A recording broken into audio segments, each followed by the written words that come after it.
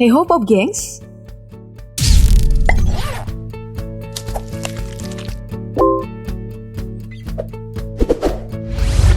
Di dunia modern seperti sekarang, perkembangan ilmu robotik telah menjadi salah satu bukti kemajuan teknologi dunia yang dibuktikan oleh berbagai hal. Mulai dari kemunculan robot bernama Sophia yang menjadi satu-satunya robot yang memiliki kewarganegaraan di Arab Saudi, hingga kemunculan hotel bernama Henna Hotel di Jepang yang dijalankan full oleh para robot.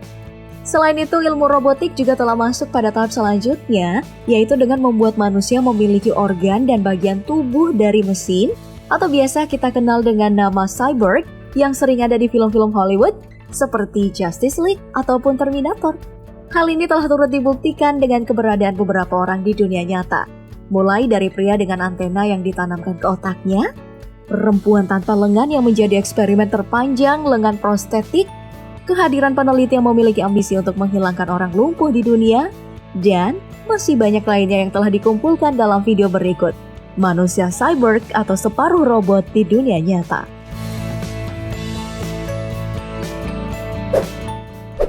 Yang pertama, mari kita mulai dari pria berkewarganegaraan ganda Amerika dan Irlandia bernama Neil Harbisson. Pria yang lahir di Spanyol pada tanggal 27 Juli 1984 ini merupakan salah satu orang yang kurang beruntung di dunia yang lahir dengan keadaan buta warna, yang tentu saja menjadi kelemahan utama bagi Harbisson yang berprofesi sebagai seniman dan juga komposer musik.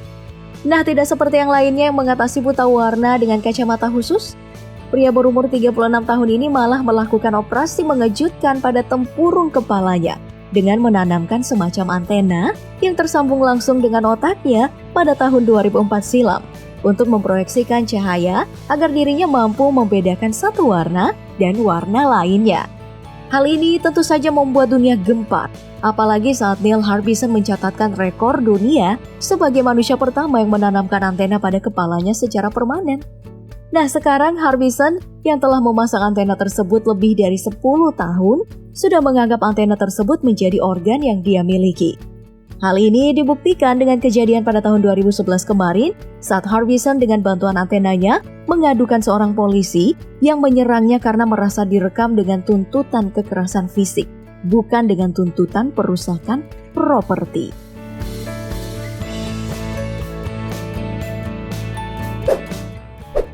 Nah, berikutnya manusia cyborg yang akan kita bahas adalah cewek cantik bernama Angel Giuffria. Seperti sebelumnya, Angel ini juga mengalami hal yang kurang beruntung sejak lahir karena tidak memiliki lengan kiri dalam kelahirannya. Nah, uniknya saat dilahirkan dengan kondisi tersebut, orang tua Angel malah tidak merasa syok dan merasa biasa-biasa saja. Seakan-akan mereka tahu hal ini akan terjadi.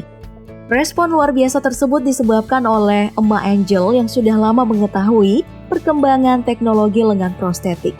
Makanya nih, saat Angel dilahirkan tanpa lengan kiri, emaknya langsung mendaftarkan Angel sebagai relawan dalam pengembangan lengan prostetik dan menjadi salah satu orang pertama yang menggunakan lengan mesin. Hal ini dibuktikan saat salah seorang reporter meliput kehidupan Angel dan cewek ini memperlihatkan koleksi lengan mesin yang digunakan dari kecil hingga beranjak dewasa, yang kini memiliki profesi menakjubkan sebagai seorang aktris. Nah, dari kehidupan Angel Giuffria ini kita bisa melihat bahwa dunia robotik memiliki dampak positif besar bagi kehidupan manusia. Meskipun lengan prostetik masih begitu mahal karena dibanderol dengan harga yang mencapai 400 juta rupiah.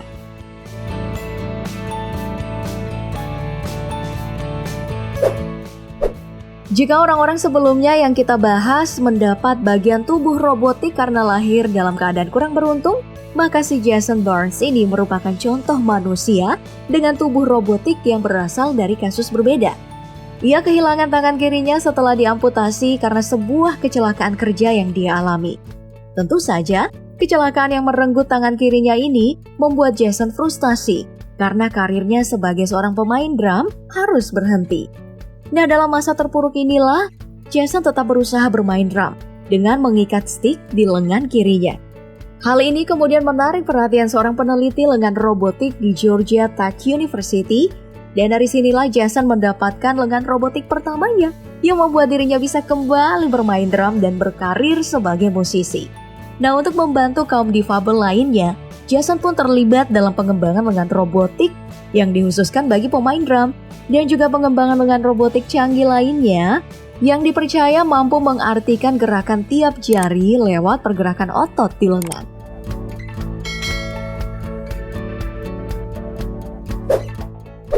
Kisah cyborg selanjutnya datang dari pria bernama Jesse Sullivan yang juga terpaksa diamputasi karena kecelakaan.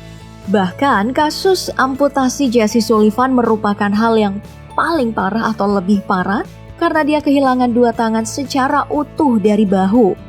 Makanya nih, untuk menunjang kehidupannya dengan teknologi robotik, bantuan lengan robotik yang digunakan Jesse merupakan salah satu teknologi robotik terbanyak yang pernah disematkan pada seorang manusia. Dalam proses pengendaliannya, lengan robotik yang dimiliki Jesse ini disambungkan dengan sistem saraf Jesse yang berada di otak sebagai sumber perintah untuk lengan robotik tersebut. Nah, dalam pengembangan teknologinya, Jesse bukan hanya bisa menggunakan tangan cyborgnya sebagai manusia normal, tapi juga bisa membuat Sullivan merasakan temperatur berbeda seperti panas dan dingin.